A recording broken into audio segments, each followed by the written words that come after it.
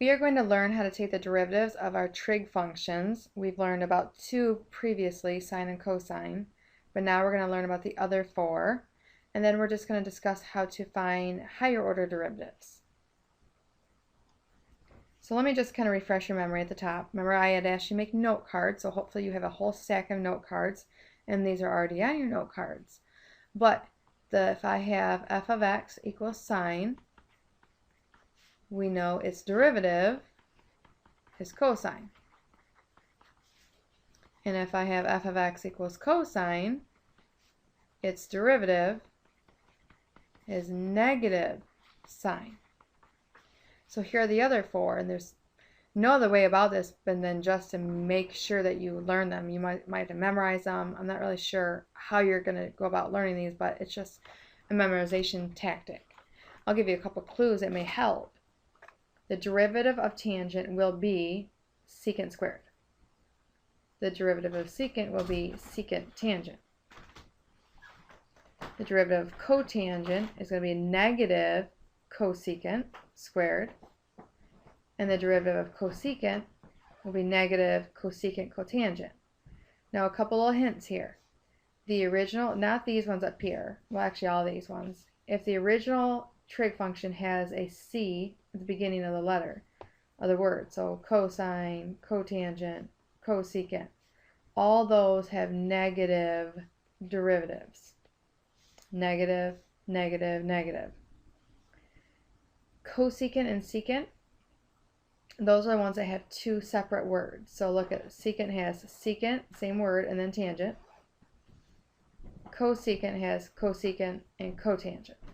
A couple of things that maybe would help out, I'm not really sure. And then these ones, pretty self-explanatory. First derivative just has one little apostrophe. If it has 2 of them, it means second derivative. 3 of them, third derivative. After that, we don't really keep doing the tick marks. Then we actually just write this. That's 4th derivative. This would be 5th derivative, etc., etc., etc. So let's take a look at this. I want the second derivative of this function. So the original function is this. Let's take the first derivative first. Well, we just learned about that, so if you have to look at your notes real quick, go ahead. The derivative of secant x is secant tangent. Okay, so now I want to take the second derivative. Well, now to do the second derivative, you got to realize that there's a product rule going on. So the product rule is f prime g plus g prime f. So the derivative of the first. So what's the derivative of secant? Okay, that's going to be secant tangent times your original g, which means your original second function. Your second function here is tangent. Plus g prime, which means the derivative of the second one. Well, what's the derivative of tangent?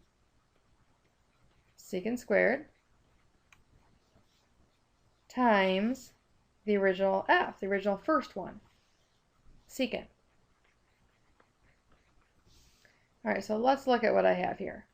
I have secant, tangent, tangent, which is really written this way.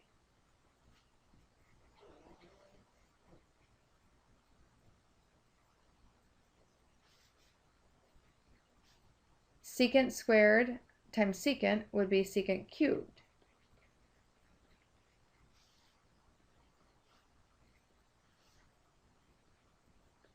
Now notice that this is one term, and then there's a plus sign, and here's another. So this is a binomial. What do these two have in common? What can I pull out? I can pull out a secant x, and then what I'm left with is what's left over after I pull out one secant. That would leave me with tangent squared plus secant squared. And really at this point, that's as far as we need.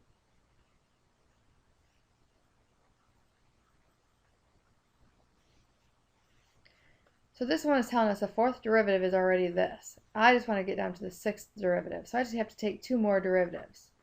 So the 4th derivative